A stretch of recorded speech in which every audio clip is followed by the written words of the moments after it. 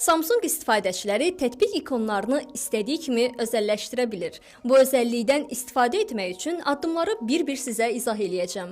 Addımlara keçmədən öncə isə qeyd edeyim ki, smartfonunuzun ən son One UI 7.0 əməliyyat sistemini dəstəkləməsi vacibdir. Əvvəlcə Samsung Store mağazasına daxil olub axtarış bölməsinə Good Lock yazın və ekranda gördüyünüz tətbiqi yükləyin. Daha sonra tətbiqə daxil olaraq HomeOff əlavəsini quraşdırın. Əlavəni quraşdırdıqdan sonra Off bölməsinə toxunaraq aktivləşdirin. Ardınca Home Screen bölməsinə keçid edərək DIY Home Screen seçimini də aktivləşdirin. Bu addımları tamamladıqdan sonra əsas ekrana geri qayıdıb ekrandakı hər hansı boş sahəyə bir neçə saniyə basılı saxlayın. Gördüyünüz kimi yuxarıda DIY Home seçimi təqdim olunur. Bu seçimin üzərinə toxunduqdan sonra artıq əsas ekrandakı tətbiq ikonlarının ölçüsünü və yerini istədiyiniz kimi tənzimləyə bilərsiniz.